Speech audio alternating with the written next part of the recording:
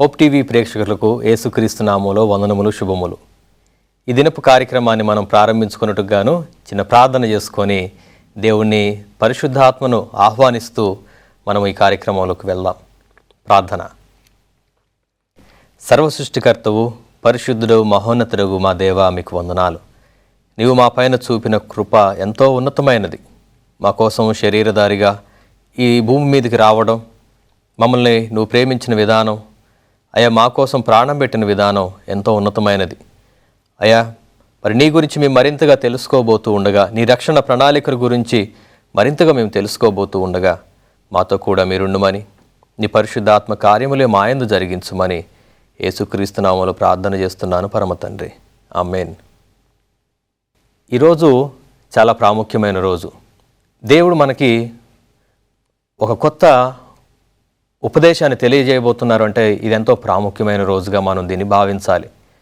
ఎందుకనంటే మన జీవితాల్లో చాలాసార్లు రకరకాల సమస్యల్లోనూ ఇబ్బందుల్లోనూ మనం కృంగిపోతూ ఉండటం గమనిస్తూ ఉంటాం. మరి దేవుని నిరీక్షణ లేని వారి వలె క్రైస్తవుల కుటుంబాలు కూడా ఎంతగానో దిగులుతోటి, ఇబ్బందులతోని, కష్టాలతోని మా జీవితాలు ఇంతే అయిపోతున్నాయనే ఒక మనోవ్యధతోని బాధపడుతున్న సందర్భంలో ఎవరైనా ఉన్నట్లయితే ఈరోజు దేవుడు మనందరితో కూడా మాట్లాడబోతున్నారు. ఎందుకనంటే మనము మొదటి రాజుల గ్రంథం నుంచి ఎన్నో పాఠాలు నేర్చుకుంటూ ఉన్నాం. ప్రత్యేకంగా ఏలియా జీవితంలో దేవుడు చేసిన కార్యాలు, ఏలియా ద్వారా దేవుడు చేసిన కార్యాలు మనం నేర్చుకుంటూ ఉండగా ఈరోజు మరొకసారి మొదటి రాజుల గ్రంథము 18వ అధ్యాయము 30వ వచనం చదువుతూ మనం ఈ కార్యక్రమాన్ని ప్రారంభించుకుందాం. మొదటి రాజులు 18వ అధ్యాయము 30వ వచనం. అప్పుడు ఏలియా నా దగ్గరకు రండని జనులందరితో చెప్పగా జనులందరూ ఆయన దగ్గరకు వచ్చారు. అతడు క్రింద పడద్రోయబడి ఉన్న యెహోవా బలిపీఠమును బాగు చేసి యెహోవాకు ప్రత్యక్షమై, నీ నామము ఇశ్రాయేలీయులకు వాగ్దానము నొందిన యాకోబు సంతతి గోత్రముల లెక్క చొప్పున 12 రాళ్లను తీసుకొని ఆ రాళ్ల చేత యెహోవా నామమున ఒక బలిపీఠమును కట్టించి దాని చుట్టూ 2 మానికల గింజలు పట్టునంత లోతునుగా కందకం ఒకటి తవ్వించి అని ఇక్కడ ఇలా కంటిన్యూ అవుతూ ఉంది. అంటే ఇక్కడ ఒక పడద్రోయబడిన, కూలిపోయిన ఒక దేవుని యొక్క బలిపీఠము గురించి ఇక్కడ జ్ఞాపకం చేస్తూ ఉన్నారు.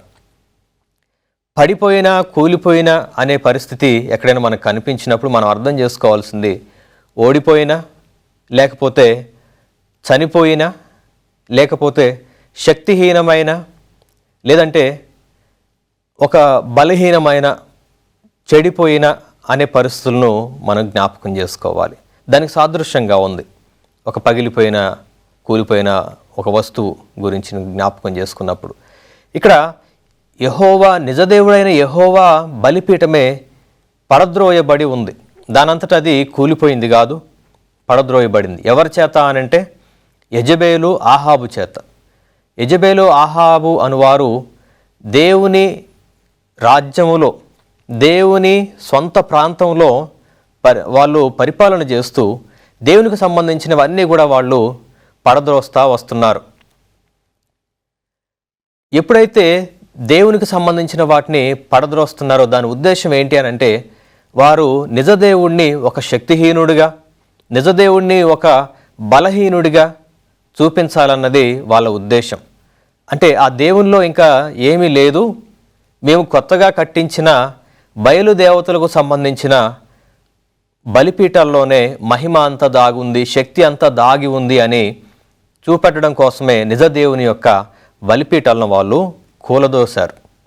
అయితే ఏలియా మొట్టమొదటిగా చేయాలనుకున్న కార్యం ఏంటి అనంటే, ఏ జనుల మధ్య అయితే యెహోవా దేవుని బలిపీఠాలు కూలదోయబడి పడదోయబడి ఉన్నాయో అదే జనాల మధ్యలో మళ్ళీ ఈ బలిపీఠాలన్నీ కూడా కట్టించబడాలన్నది ఏలియాకి దేవుడు అప్పగించిన బాధ్యత. అందుకనే మనం ముందు వచనాల్లో గమనించినప్పుడు ముందుగా కరువు కాటకాలు రావడం, తర్వాత సారెపాతుకు ఈయన వెళ్ళిపోవడం. అక్కడ సారెపాతులో ఉన్నప్పుడు మళ్ళీ దేవుడు ఏలియాతో మాట్లాడి ఆహాబును కలవమని చెప్పడం. అప్పటికే ఆహాబు ఏలియా పైన కోపం పెంచుకొని, ఎప్పుడు ఏలియా కనిపిస్తాడా, ఈయన వల్లనే ఈ కరువు కాటకాలన్నీ వచ్చాయి, మేమింత ఇబ్బందులు ఎదుర్కోవడానికి ఏలియానే కారణం కదా, ఏలియా దొరికితే చంపేద్దాం అనే ఒక ఆలోచనతోటి ఆహాబు రాజు వెతుకుతూ ఉన్నారు. అట్లాంటి వ్యక్తి దగ్గరికి మళ్ళీ తిరిగి వెళ్ళమని దేవుడు ఏలియాకు సెలవిచ్చారు. ఏలియాకు సెలవిచ్చిన వెంటనే ఏలియా ఏమీ బాధపడకుండా, భయపడకుండా, నొచ్చుకోకుండా, దేవుణ్ణి మళ్ళీ తిరిగి ప్రశ్నించకుండా నేరుగా వెళ్ళిపోయారు. వెళ్ళి అక్కడే ఉన్న ప్రజలందరినీ కూడా పిలిపించవలసిందిగా కోరుతా ఉన్నారు. ఏలియా వెళ్ళి తనంతట తాను వెళ్ళి కట్టడం కాదు, కానీ ఇతర జనులందరూ కూడా దేవుని గురించి తెలుసుకోవాలి, దేవుని మహత్కార్యముల గురించి అందరి ఎదుట కనపడాలి అనే ఉద్దేశంతోనే ఆహాబు రాజుకి ఒక ఛాలెంజ్ ఇస్తూ ఉన్నారు. 50 మంది బయలు ప్రవక్తలను, అదేవిధంగా ఇంకొక దేవత సంబంధించిన ప్రవక్తలను కూడా 400 మంది, మొత్తం 450 మందిని అక్కడికి ఆ కొండపైకి, కర్మెల్ పర్వతం మీదకి తీసుకొని రావాల్సిందిగా ఆజ్ఞాపించిన వెంటనే రాజు కూడా వాళ్ళందరినీ కూడా అక్కడికి పిలిపించడం జరిగింది. అక్కడికి వచ్చిన వెంటనే ఏలియా వేసిన ఛాలెంజ్ చాలా గొప్పది. ఇక్కడ మొదటగా సరే ఆ ఛాలెంజ్ గురించి మనం తర్వాత మాట్లాడుకుందాం, కానీ ముందైతే ఏలియా వచ్చిన వెంటనే మొదలుపెట్టిన పని ఏంటి అని అంటే, కూలద్రోయబడిన పడిపోయిన బలిపీఠాన్ని మళ్ళీ తిరిగి కడతా ఉన్నారు.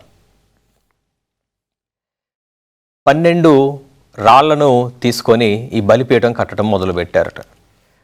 12 రాళ్ళు దేనికి సాదృశ్యంగా ఉన్నాయంటే, ఇశ్రాయేలు 12 గోత్రాలకు ఈ 12 రాళ్ళు సాదృశ్యంగా ఉన్నాయి. చెదిరిపోయిన ఇశ్రాయేలు గోత్రాల వారిని మళ్ళీ తిరిగి ఒక దగ్గరకు తీసుకోవని రావాలన్నదే దేవుని ప్రయత్నం. అది ఏలియా ద్వారా జరుగుతూ ఉన్నది. అదేవిధంగా మనం గమనించినప్పుడు బయలుకైతేనేమో బయలుదేవతలకు ఒక రాజుగారు అయ్యి ఆహాబు బయలుదేవతలకి ఆల్టర్స్ కట్టించారు, బలిపీఠాలను కట్టించారు. రాజు చేతిలో కట్టించబడ్డ బలిపీఠాలు చాలా ఉన్నతముగా, చాలా కాస్ట్లీవి, ఎక్స్పెన్సివ్, చాలా అందంగా, సుందరంగా తీర్చబడిన బలిపీఠాలు బయలుదేవతల కోసం కట్టించబడి ఉంటే, నిజదేవుని బలిపీఠాలేమో కూల్చివేయబడిన పరిస్థితులలో అక్కడ ఉన్నాయి.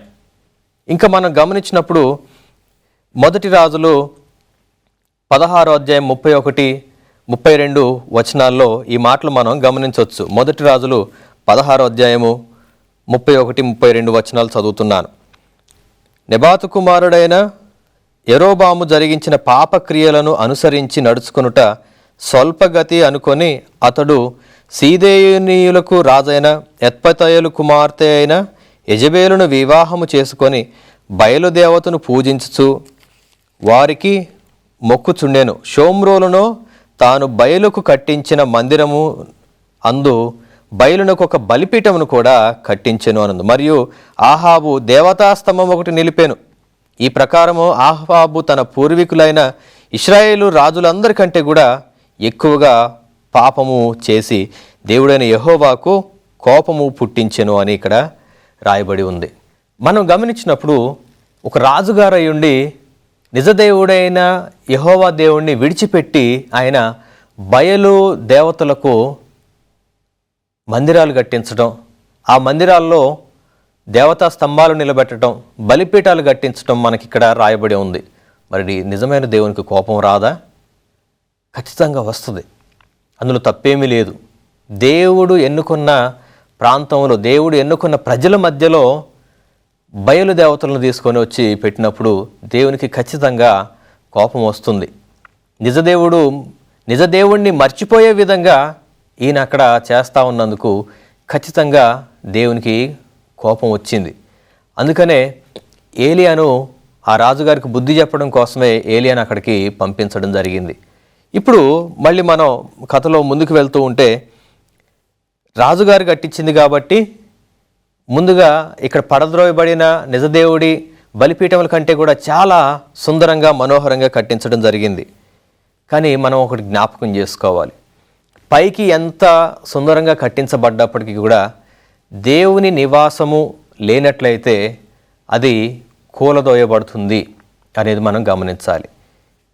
మరొక విషయం కూడా, బయటికి ఎంత సుందరంగా కట్టించినప్పటికీ కూడా అందులో దేవుని మహిమ లేనట్లయితే లేదా దేవునికి వ్యతిరేకమైన కార్యకలాపాలు జరుగుతున్నట్లయితే దేవుడు అస్సలు ఊరుకోడు. ఒక చిన్నదైనా సరే, ఏదో ఒక మందిరం గురించి మాట్లాడుతున్నా, ఒక చిన్న మందిరం అనుకుందాం, అందులో పెద్ద వస్తువులు ఏమి లేవు, పెద్ద టెక్నాలజీ ఏమి లేదు, కానీ అందులో ఉన్నవారు చాలా చక్కగా దేవుణ్ణి మహిమపరుస్తున్న పరిస్థితి ఉంటే కనుక దేవుడు అక్కడ కార్యం చేస్తారు. మనకి బాగా ఎక్స్పెన్సివ్ వస్తువుల్లో దేవునికి మహిమ ఏమీ ఉండదండి. ఎక్స్పెన్సివ్ వస్తువుల ద్వారా, బాగా రేటు ఖరీదైన వస్తువుల ద్వారా దేవునికి మహిమ వస్తుంది అనుకుంటే అది సరైన పద్ధతి కాదు. ఇక్కడ కూలిపోతున్న పరిస్థితుల్లో ఉన్నప్పటికీ దేవుడు తనకి కావలసిన వాటిని, తనదైన వాటిని దేవుడు మళ్ళీ తిరిగి కట్టించుకోవడానికి చాలా సిద్ధంగా ఉన్నారు. ఇక్కడ మనం గమనించినప్పుడు మన ఇళ్ళు, ఒక క్రైస్తవుల ఇళ్ళని మనం ఒకసారి జ్ఞాపకం చేసుకుందాం. క్రైస్తవులు తమ ఇళ్ళని ఎంతో సుందరంగా గొప్పగా కట్టించుకుంటున్నారు. తప్పు లేదు, తప్పు అనడం లేదు, అసలు తప్పే కాదు. మంచిగా ఉండటం దేవుని యొక్క ఆశీర్వాద ఫలం. అయితే అంత గొప్పగా కట్టించుకున్న తరువాత ఆ ఇళ్ళు దేనికోసం ఉపయోగపడుతున్నాయి అన్నది ప్రశ్న. ఒక పెద్ద బంగ్లా ఒకటి కట్టించుకున్నాం, దాంట్లో అన్నీ సమకూర్చుకున్నాం, కానీ అందులో లోపించింది ఏంటి అనంటే దేవుని ఆరాధన, దేవునికి మహిమ చెల్లించటం, దేవునికి స్తుతి చెల్లించటం అనేది తప్పిపోయింది, తగ్గిపోయింది. దేవునికి స్తుతి అందాల్సిన ఆ ఇంట్లో ఏం జరుగుతుందంటే ఆ ఇల్లు ఒక సీరియళ్ళకి, సినిమాలకి ఒక థియేటర్లా మారిపోయింది. ఆ ఇల్లు ఆటలకి, ఆటపాటలకి, విందు వినోదాలకి ఒక నివాసంగా మారిపోయింది. ఆ ఇల్లు ఒక గొడవలకి, ఏడుపులకి ఒక నివాసంగా మారిపోయింది. దీన్నే బలిపీఠములు పడద్రోయబడటంగా మనం గమనించాలి. క్రైస్తవులంగా మనం కట్టుకున్న మన బలిపీఠాలు ఇళ్ళతోటి మనం పోల్చి చూసుకున్నట్లయితే మన ఇళ్ళు కూడా కూలిపోతున్న పరిస్థితులు, మన కుటుంబాలు, కుటుంబ వ్యవస్థ, కుటుంబంలో ఉన్న ప్రేమలు, బంధాలు, బాంధవ్యాలు, బాధ్యతలు ఇవన్నీ కూడా కూలిపోతున్నాయి. ఎందుకు అనంటే దేవునికి ఆరాధన చేయాల్సిన స్థలంలో మనము బయలుదేవతలకు సంబంధించిన కార్యకలాపాలు చేస్తున్నాం. ఈరోజు ప్రతి క్రైస్తవ కుటుంబంలో కూడా మరి సమృద్ధిగా మేము ఉన్నామా అనంటే ఏదో ఒక కొదువ, మేము సంతోషంగా ఉన్నామంటే ఏదో ఒక సమస్య, ఆరోగ్యంగా ఉన్నామంటే ఏదో ఒక సమస్యలోనే మనం ఉన్నాం. సమస్యలు లేని కుటుంబమే లేదు చెప్పాలంటే. పిల్లల వల్ల సమస్యను, భార్యాభర్తల మధ్య సమస్య, లేకపోతే మరి తల్లిదండ్రులకు మధ్య, అత్త కోడళ్ళకు మధ్య సమస్య. నేను అందరి గురించి కూడా మాట్లాడడం లేదు, యేసుక్రీస్తును నమ్ముకున్న క్రైస్తవ పిల్లల గురించి మాట్లాడుతున్నాను ఈరోజు. మనము దేవుని గురించి తెలుసుకొని కూడా, నిజ దేవుని గురించి మనకు తెలిసి కూడా మన కుటుంబాలు ఎందుకు ఇలా ఉంటున్నాయనంటే ఖచ్చితంగా నిజ దేవునికి స్తుతి చేయాల్సిన అదే ఇంట్లో మనము లోక సంబంధమైన కార్యకలాపాలు జరిగించడం వల్ల, సినిమా పాటలు, సినిమాలకు సంబంధించిన ముచ్చట్లు, చెడ్డ మాటలు, బూతులు అదే ఇంట్లో దేవునికి సమయం ఇవ్వలేకపోతున్నాం. భర్త ఒక టైంలో ఉద్యోగం చేస్తూ ఉంటారు, భార్య ఒక టైంలో ఉద్యోగం చేస్తూ ఉంటారు. ఇద్దరికి మధ్య కలుసుకొని వారు కుటుంబంతో పాటు దేవునికి సమయం ఇవ్వలేని పరిస్థితి. పిల్లలది ఇంకొక రకమైన జీవితం, వాళ్ళ జీవన విధానం అంతా మరీ భయంకరంగా ఉంది. దానికి కారణం ఎవరు అనంటే ఒక కుటుంబంలో దేవుణ్ణి వారు మర్చిపోవడమే, దేవుణ్ణి వారు నిర్లక్ష్యం చేయడమే. దేవుని నిర్లక్ష్యం చేయడం వల్లనే మన కుటుంబాల్లో ఇటువంటివన్నీ కూడా వస్తూ ఉన్నాయి. మనకి ఒకసారి బైబిల్లో మనం గమనించినప్పుడు మనుషులు చాలా బిజీగా ఉంటున్నారు. ఫ్యామిలీ అనేది ఆ బంధాలు, బాంధవ్యాల మధ్యలో మనుషులు ఉండలేకపోతూ ఉన్నారు. ఒకసారి ద్వితీయోపదేశకాండము 8వ అధ్యాయం ఒకసారి గమనిద్దాం. ద్వితీయోపదేశకాండము 8వ అధ్యాయము 11వ వచనం ఒకసారి జ్ఞాపకం చేసుకుందాం.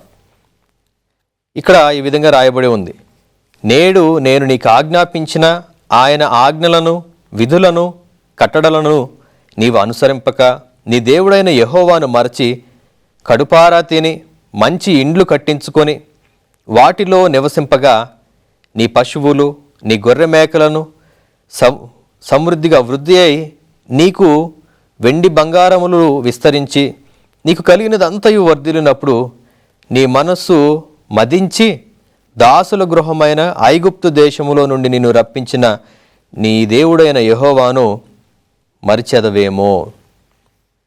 దేవుడు చెప్తా ఉన్నారు స్వయంగా. ఇశ్రాయేలీయులు ఐగుప్తులో ఉన్నప్పుడు వాళ్ళు ఎన్నో ఇబ్బందులు, సమస్యల్లో ఉన్న సమయంలో అయ్యా మాకెంతకాలం ఈ శ్రమలు అని వాళ్ళు దేవునికి మొరపెడుతూ ఉన్నప్పుడు మోషేని వాడుకొని అక్కడున్న వారందరిని కూడా విడిపించారు. మరి అట్లాంటి నిజమైన దేవుణ్ణి వీరు మళ్ళీ తిరిగి వచ్చిన తర్వాత మర్చిపోయి సొంతగా ఇళ్ళు కట్టించుకొని దాంట్లో అన్నీ సమృద్ధిగా పెట్టుకొని వాళ్ళ మనసు మందమైపోయింది అని ఇక్కడ రాయబడి ఉంది. మనసు మందమైపోవడం అంటే ఏదో కాదు, కానీ నిజమైన దేవుణ్ణి ఆరాధించే విషయాల్లో నిర్లక్ష్యం చూపించటం. ఒకసారి క్రైస్తవ కుటుంబమా, మనము ఏమీ లేని పేద స్థితిలో ఎలా ఉన్నాం?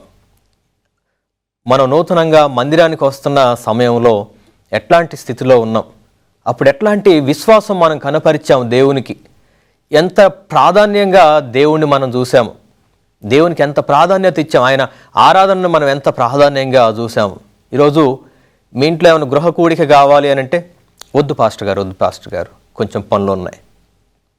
దేవుడు ప్రేరేపణ ఇచ్చి పాస్టర్ గారి చేత ఆ రోజు అమ్మ మరి మీ ఇంట్లో గృహ కూడిక పెడదామా అని అడిగితే కూడా ఏమంటున్నారు? వద్దు పాస్టర్ గారు, మేము మళ్ళీ తర్వాత చెప్తాం, మాకు వేరే పనులు ఉన్నాయి. దేవుని ఆరాధన కంటే కూడా వీళ్ళకి ఇంకా ప్రాధాన్యమైన పనులు ఉంటున్నాయి. నిజంగా సిగ్గుచేటు, చాలా బాధాకరమైన విషయం ఇది. దేవుణ్ణి ఆరాధించడానికి మనం వెనక తగ్గిపోతున్నాం. మీ కుటుంబము దేవుని మందిరంలో వాడబడాలి, మరి మీ కుటుంబం అందరూ కలిసి రండి అని అంటే అవ్వట్లేదు. అది తల్లిదండ్రులు వస్తే పిల్లలు మందిరానికి వచ్చే పరిస్థితి లేదు. లేదా కొంతమంది అయితే చాలా బాధ, పిల్లలు మాత్రమే వస్తారు చర్చికి, తల్లిదండ్రులు రారు. లేదా భార్య మాత్రమే వస్తారు, భర్త రారు. భర్త వస్తే భార్య రారు, లేకపోతే చెరొక చర్చికి వెళ్తారు. మనస్పర్ధలు. ఆయన ఉన్న చోట ఏమో ఉండలేరు. ఆయన ఉంటే ఈమెకి మనశ్శాంతి ఉండదు, ఆమె ఉంటే ఈయనకి మనశ్శాంతి ఉండదు. భార్యాభర్తలో మళ్ళీ వాళ్ళిద్దరి మధ్యలో నలిగిపోతున్న పిల్లలు. ఎట్లాంటి దుస్థితిలో మనం ఉన్నాం? మన ఇంట్లో ఎప్పుడైతే దేవుణ్ణి మర్చిపోతామో, మన ఇంట్లో ఎప్పుడైతే దేవుని ఆరాధనను మనం నిర్లక్ష్యం చేస్తామో, ఖచ్చితంగా మన ఇళ్ళు, మన ఇంట్లోపట ఉన్న మన బంధవ్యాలు, మానసిక పరిస్థితి కూడా ఈ బలిపీఠం వలె కూలదోయబడుతుంది.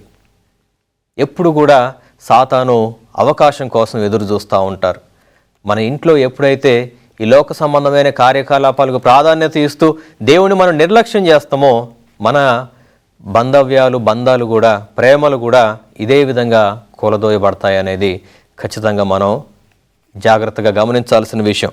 ద్వితీయోపదేశకాండం 8వ అధ్యాయము 19వ వచనంలో ఈ విధంగా రాయబడి ఉంది, నీవు ఏమాత్రమైనను నీ దేవుడైన యెహోవాను మరచి ఇతర దేవతలను అనుసరించి పూజించి నమస్కరించిన ఎడల నీవు నిశ్చయముగా నశించిపోదురని నేడు మిమ్మును గూర్చి సాక్ష్యము పలికి ఉన్నాను అని ఇక్కడ రాయబడి ఉంది. నిజమే. ఎందుకనంటే మనము నిజమైన దేవుణ్ణి మర్చిపోతున్నామనంటే ఖచ్చితంగా ఇబ్బందులు పాలవుతాం, నశించిపోతామని ఇక్కడ రాయబడి ఉంది. మనం ఇబ్బందులు పడిపోతామని ఖచ్చితంగా ఇక్కడ రాయబడి ఉంది. ఇతర దేవతలలోనంటే ఏదో వేరే దేవతల ఫోటోలు మనం ఇంట్లో పెట్టుకుంటున్నామని కాదు. ఈరోజు మన ఫోను, మన ఇంటర్నెట్, మన కుటుంబాలు, మనకు సంబంధించిన పర్సనల్ లైఫ్ అనుకుంటున్నాం చూసారా, ఇవే మనకున్న విగ్రహాలు, అవే మనకున్న దేవతలు. వాటితోటి గడిపిన సమయము దాంట్లో కొంతైనా మనం దేవునితో గడపలేకపోతున్నాం. ఆసక్తి కూడా ఉండట్లే. ఒకవేళ ఏదైనా సందర్భంలో మనం అందరూ కలిసి కూడుకున్నా కానీ దేవుని గురించి మాట్లాడుతూ ఉంటే ముందు ఒక సేవకుడు మాట్లాడుతూ ఉంటే వెనక పిల్లలు ఫోను వాడుతూనే ఉంటారు. ఏమి ఉన్నాయి ఇంకా అప్డేట్స్ చూస్తూ ఉంటారు. ఎందుకంత దేవునికి మనం సమయం ఎందుకు ఇవ్వలేకపోతున్నాం? దేవుని దీవెన వల్లనే కదా మనం ఒక కుటుంబంగా సమృద్ధిగా ఉన్నాం. ఈరోజు ఈ ఫోను కొనుక్కున్నాం అంటే, ఈరోజు ఈ సమృద్ధిని మనం అనుభవించగలుగుతున్నామంటే దేవుని దయ వల్ల కాదా? దేవుని ఆశీర్వాదం వల్ల కాదా? మళ్ళీ తిరిగి అదే దేవునికి మనం వ్యతిరేకమైన పనులు చేస్తుంటే దేవుడు నిజంగా చాలా బాధపడతారు. ఒకసారి కీర్తనలు 106వ అధ్యాయంలోకి ఒకసారి వెళ్దాం. 106వ కీర్తన 21వ వచనం గురించి చదువుతున్నాను. ఐగుప్తులో గొప్ప కార్యములు, హాము దేశములు ఆశ్చర్యకార్యములు, ఎర్ర సముద్రము వద్ద భయము పుట్టించు క్రియలను చేసిన తమ రక్షకుడైన దేవుణ్ణి మర్చిపోయారు అని చెప్పని ఇక్కడ రాయబడి ఉంది. దేవుని కార్యాలు ఎన్నో చూసాం మనం, క్రైస్తవ కుటుంబాలం మనం. దేవుణ్ణి గురించి తెలుసు మనకి. అయినప్పటికీ మనము దేవుణ్ణి మర్చిపోతున్నామేమో, నిర్లక్ష్యం చేస్తున్నామేమో. ఈరోజు కూలిపోయిన దేవుని బలిపీఠాలు మళ్ళీ కట్టించబడాలి. దేవునికి వ్యతిరేకమైన పరిస్థితుల్లో మనం ఉన్నట్లయితే ప్రియ సహోదర సహోదరులారా, మళ్ళీ మన బలిపీఠాలు కట్టించబడాలి. ఎక్కడైతే దేవుణ్ణి మర్చిపోయామో, ఎక్కడైతే దేవుణ్ణి విడిచిపెట్టామో మళ్ళీ అక్కడే దేవునికి మనం మహిమ చెల్లించాలి. అప్పుడే దేవుడు మనకి తోడుగా ఉంటారు, మనల్ని ఇంకా గొప్పగా దీవిస్తారు. మరి నాతో ఎంతమంది ఏకీభవిస్తున్నారు? ఈ వీడియో చూస్తున్న మీకు ఈ మాటలు నచ్చి మీ జీవితం మార్చుకోవాలి అనుకున్నట్లయితే ఆమెనని టైప్ చేయండి. నేను మీకోసం కూడా ప్రార్థన చేయడానికి సిద్ధంగా ఉన్నాను. ప్రార్థన చేసుకుందామా? ప్రార్థన చేసుకుందాం. సర్వసృష్టికర్తవగు మా తండ్రి, మీకు వందనాలు అయ్యా. మనుషులంగా నీ ఆశీర్వాదాలు ఎన్నో గొప్పగా అనుభవిస్తున్నాము. ఇదే సందర్భంలో మేము మాకున్న పనులు ఒత్తిడి అని, ఉద్యోగ పరిస్థితులంటూ నైనా మిమ్మల్ని నిర్లక్ష్యం చేస్తున్నామేమో. ఒకసారి ఈ వాక్యం వింటున్న సహోదర సహోదరులందరితోటి మాట్లాడండి ప్రభువా. నీవిచ్చిన ఇళ్ళు, నీవిచ్చిన బంధాలు, నీవిచ్చిన బాధ్యతలు ఇవన్నీ కూడా పడద్రోయబడుతున్న సమయంలో అటువంటి పరిస్థితుల మధ్య మేము ఉన్నాం కనుక ఒకసారి మళ్ళీ మీకు మహిమ చెల్లించే స్థితిలోకి మమ్మల్ని తిరిగి లేపమని ప్రార్థన చేస్తున్నాను. బలపరచండి నాయన, నీ ఆత్మశక్తితో మమ్మల్ని నింపండి ప్రభువా. కుటుంబాల్లో ఉన్న అంతర్యాలు, విభేదాలు, గొడవలు, చికాకులు, మనస్పర్ధలు అన్నిటి నుంచి కూడా ప్రతి ఒక్కరికి విడుదల కలిగించండి. ప్రతి కుటుంబాన్ని సమృద్ధి చేత నింపమని, నీకు ప్రాధాన్యత ఇచ్చే కుటుంబంగా మార్చమని ప్రార్థన చేస్తున్నాను. ప్రతి ఇల్లు నీకు ప్రార్థనా మందిరముగా మారాలి, నీకు స్తుతి చెల్లించే స్థలముగా మారాలి. యేసుక్రీస్తు నామములో ప్రార్థన చేస్తున్నాను పరమ తండ్రి. ఆమేన్.